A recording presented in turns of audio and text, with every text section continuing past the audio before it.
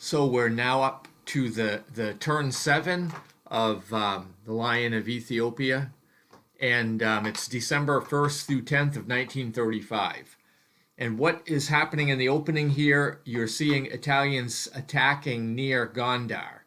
And you've got the 23rd March Division flanked by the 27th and 26th Infantry Divisions are supporting the 1st Corps headquarters. And in the combat here, the Ethiopians held up well. You'll notice the terrain was in their favor, and they ended up retreating toward Gondar, and they're holding good defensive terrain still. Then in the next picture, we see the 2nd Italian Corps moving toward Abuyu Messia, and the Italians decided to use an airstrike to try to prepare to weaken the defensive position, but the airstrike fails to get any results. The Ethiopian units are not disrupted. And then in this last picture, there is basically a standoff in Gondar. The Ethiopians really don't want to go on the offensive and attack the Italians, and the Italians are playing this really carefully to make sure they have the best possibility for the attack. So that brings turn 7, December 10th, 1935, to a close. On turn 8, we are up to December 11th through 20 of 1935, and General Badoglio launches a two-pronged attack aimed at capturing Gondar. He has full air support with ground strikes and is able to dislodge the Ethiopian defenders. You'll notice in this picture also that the Italians have some armored cars. These happen to be the Western Lowlands Armored Car Regiment. But this attack was actually a success, and it did manage to dislodge the Ethiopians. We go on to turn 9, and this is December 21 to 31 of 1935. And right away we see General Badoglio's headquarters moves into Gondar, and meanwhile the Ethiopian forces have moved into the jungle, which is a difficult area for the Italians to fight in. They're just not prepared for that. And they are also blocking the road through that area.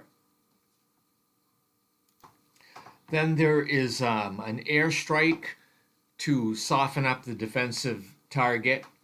And you can see that it was effective, and the Ethiopian forces were disrupted.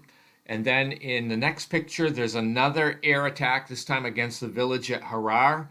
Again, it disrupts the defenders, and this is going to make it a little bit easier for the Italians to attack. The Ethiopians are mainly using a wait and see and just trying to set up the best possible defensive position to hold the Italians at bay. But that brings turn 9, December 21 to 31 of 1935, to a close. Now we move on to turn 10. It's January 1st through 10th of 1936. And the Italians continue on the offensive. And in this first picture, we're noticing how they've occupied Abuya Messia, but the Ethiopians still hold the roadway, you'll notice, on the left side of the picture. So that's a little bit of a problem. And then also General Graziani's army continues his attack near Harar, but this attack completely stalls. You'll see that the Ethiopians there are entrenched in field fortifications that they've constructed, and the Italians have launched air power. They've intensified this bombardment, but they're still not able to dislodge the Ethiopians from their position at Harar. On turn 11, we find ourselves in January 11th through 20th of 1936, and the Italians are continuing to press their offensives.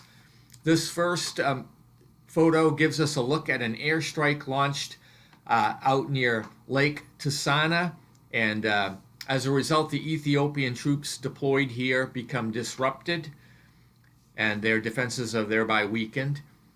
And then in this next picture, we see General Miletti's Grupp, and he's pushing the Ethiopian formations backward at Neg Heli. And you can see in this picture how the fight here is really in difficult terrain, but it is to get control of the roads. And that's what the Italian commander is trying to do here. Now we're to turn 12, which is January 21 through 31 of 1936.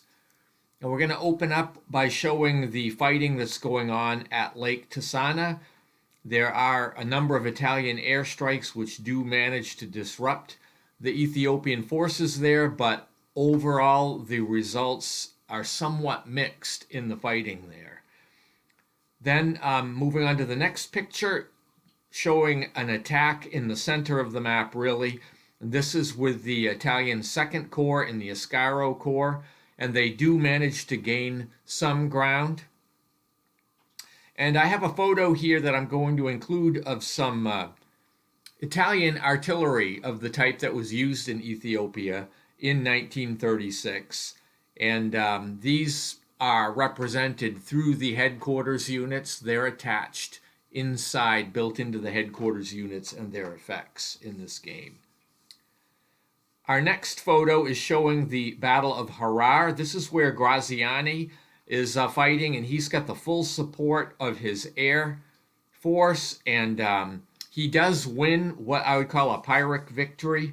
The Ethiopians are destroyed, and Dejez Nazibu is killed in action here, but Graziani's forces are severely depleted as well. So, but he does capture that area, however, pays for it. And then in this last picture for January of 1936, we have the aftermath of the Battle of Lake Tisana. And here is where the Ethiopians were also able to make attacks. So both sides attacked and defended in the vicinity of Lake Tisana. And you saw a lot of push-pull and not much as far as the way of decisive results. Now I believe we're going into turn 14.